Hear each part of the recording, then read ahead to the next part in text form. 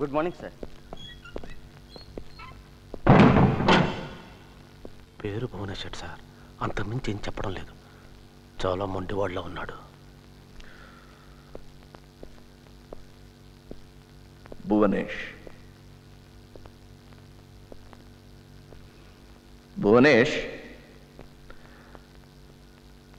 నీ అసలు పేరు భువనేష్ కదా?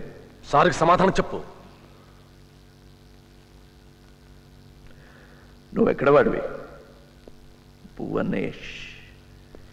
ఈ ప్రాంతంలో అలాంటి పేరు వినిపించదే. త్వరగారికి జావో చెప్పమంట సార్. ఓకే, అందాక నీ పేరు భువనేష్ అనుకుందాం. చూడు భువనేష్, నువ్వు ఇక్కడి నుంచి బయటపడలేవు. ఎందుకంటే కోర్టు, బెయిలు అవన్నీ లేవు. నిన్ను అరెస్ట్ చేసినట్టు అసలు రికార్డే లేదు. అర్థమైందా?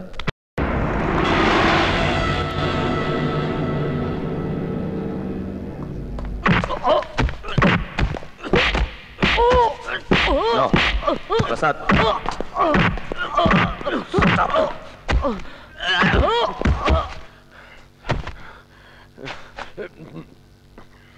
ఎందుకలా కొట్టావు? నా పై అధికారి చేపట్టుకుంటే నేను భరించలేకపోయాను సార్. ఇలాంటి దేశద్రోహం చూస్తే నేను కోపం ఆపుకోలేదు sir. I'm sorry sir. Sir sir వీడిని నాకు వదిలేయండి. ఒక గంటలో విడిచేదంతా చెప్పిస్తాను.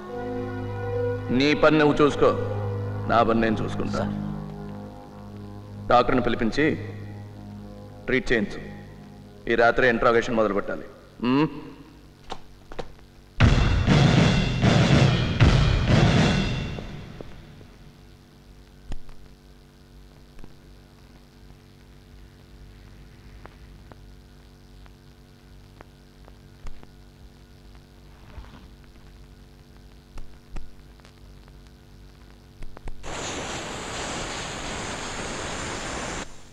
బ్యాండేజ్ అక్కర్లేదు, ఇలాగే మానిపోతుంది. He's all yours. Thank you.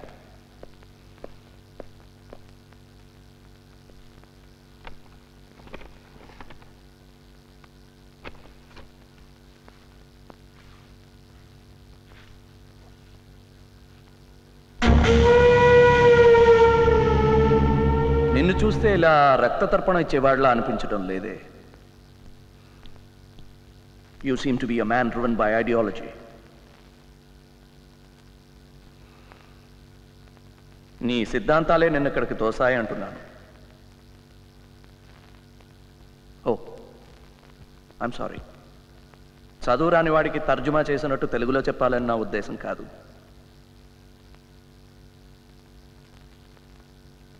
నువ్వే చెప్పు, తోటి మనిషిని ఇలా చంపేవాడిని ఏమనాలి?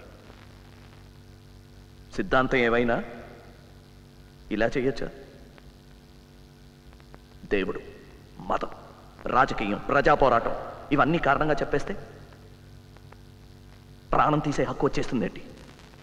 ఒక చంప కొడితే ఇంకో చంప చూపించమనటం లేదు. మీ ఉగ్రవాదాన్ని మా దగ్గర చూపించండి, చావటానికి సిద్ధంగా ఉన్నా.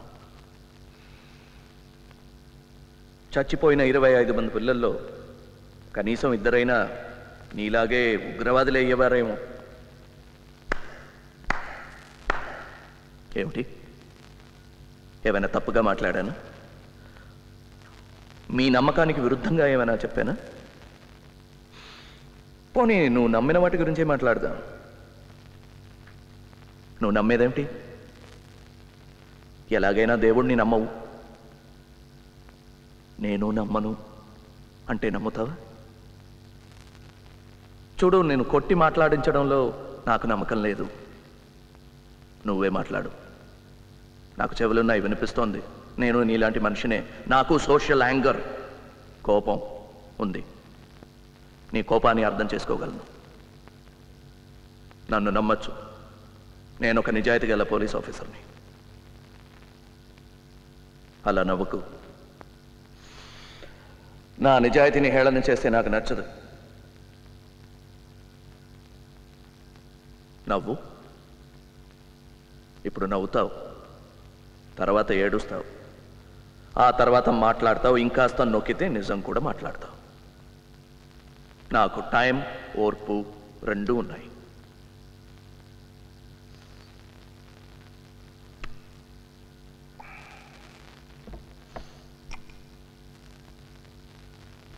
వాచినట్టుంది.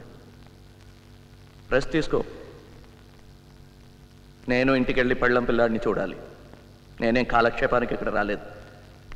పోనీ రేపు మాట్లాడదాం. రేపు నువ్వు మాట్లాడాలి. నేను ఒకడనే మాట్లాడితే బోర్ కొడుతుంది.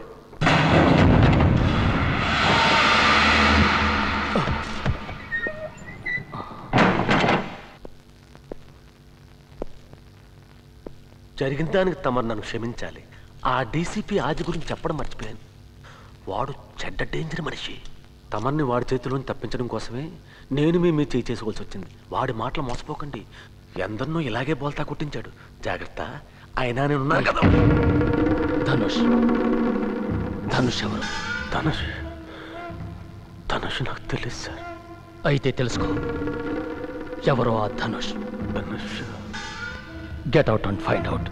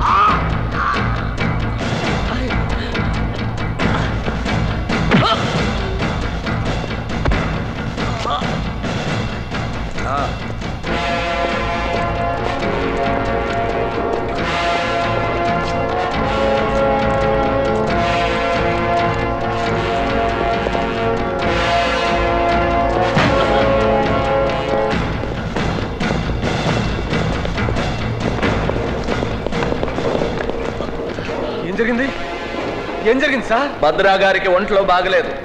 హాస్పిటల్కి తీసుకెళ్తున్నా. అది ఎవరైనా అడిగితే ఎవరు responsible sir? Responsible. I am responsible. Any questions?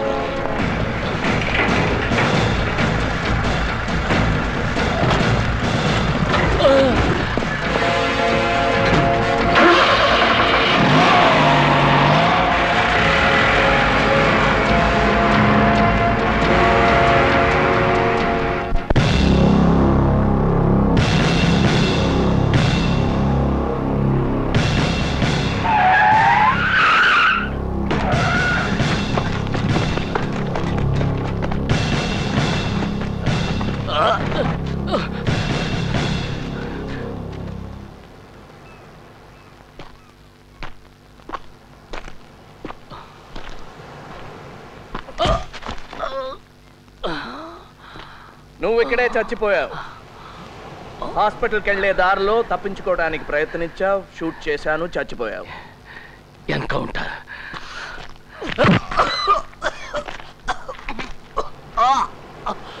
ఇంకో మంచి ఐడియా. హాస్పిటల్కి వెళ్లే దారిలో తప్పించుకొని పారిపోయావు. నిన్ను పట్టుకుంటే బహుమతి కూడా ప్రకటించారు. కానీ నువ్వు దొరకవు. ఎందుకో తెలుసా? నిన్ను ఇక్కడే చంపి గొయ్యి తీసి ఉప్పేసి కప్పేస్తాను. నీలాగా నీ కోపానికి నీ చట్టమే అడ్డమైన నాడు, నీలాగా నిస్సహాయంగా ఉన్నవాడు నాలాగా ఉగ్రవాది అవుతాడు. కానీ నీలాగా పిరికి వాళ్ళ వెనక నుంచి మాత్రం గురిపెట్టడు. నమ్మిన సిద్ధాంతాల కోసం చచ్చిపోతానన్నావుగా. నాకు చూడాలనుంది. అవసరమైతే చచ్చిపోతాను కానీ అనవసరంగా మాత్రం ప్రాణాన్ని వృధా చేసుకోను. నీలాగా బతుకున్నప్పుడు జీతం, పెన్షన్, చచ్చిపోయాక ఇన్సూరెన్స్ ఇవన్నీ తీసుకుని నేను విప్లవం కోసం పనిచేయటం లేదు.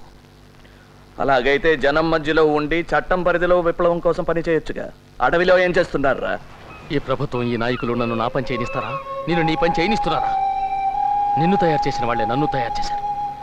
పుట్టుకతోనే ఉగ్రవాదిని కాను. అడ్డమైనవి తినే రాజకీయ పందులు ప్రతి మంచి పనికి అడ్డొస్తాయి. అలాంటి పందుల్ని తరమటానికి కర్ర చాలు. తుపాకులెందుకు?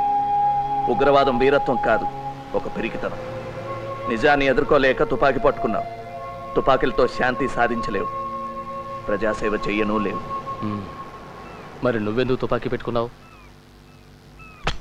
నీలాంటి వాడిని ఎదుర్కోవటానికి, ఆత్మరక్షణకి.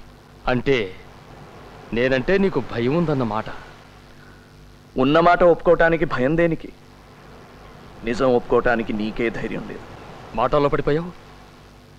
నన్ను చంపటానికి కదా ఇక్కడ తీసుకొచ్చావు.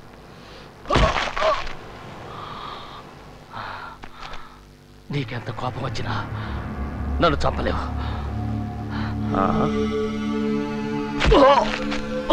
అలాగా? నేను కావాలంటే నిన్ను నిర్దాక్షిణ్యంగా చంపగలను. నీ చుట్టూ ఉన్న నీ నియమాలు, నిబంధనలు, నీ చట్టం నువ్వు చేద్దామనుకున్నవేవి చెయ్యనియవు. నువ్వు నన్ను చంపితే నీ మధ్యతరగతి మనస్తత్వం నిన్ను చంపుకు తింటుంది. నన్ను ఇలా చంపితే నీ నిజాయితీ దెబ్బతింటుంది. నీ నిజాయితీకి దెబ్బ కొడితే నేను గెలిచినట్టే. I am honoured.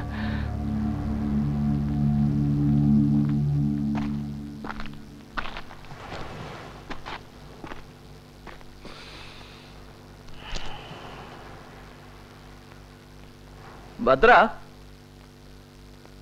ఈ ఆటలో గెలుపు ఓటమి కాదు ముఖ్యం, చావటం, బతకటం. Thank you Bhadra. మంచి సమయానికి మంచి సలహా ఇచ్చావు. కానీ నీ మాటలతో బతికిపోయావనుకోకు. ఈ బాధలు భరించలేక నన్ను చంపేయమని బ్రతిమాలుకుంటావు. ధైర్యం అంటే ఏంటో తెలుసా? భయాన్ని దాచుకోవడం. నీ కళ్ళల్లో భయం నేను చూశాను. మెల్లిగా నీలో భయాన్ని నీకే పరిచయం చేస్తాను. నేను ఎక్స్పర్ట్ని. You're not. Let's take him home.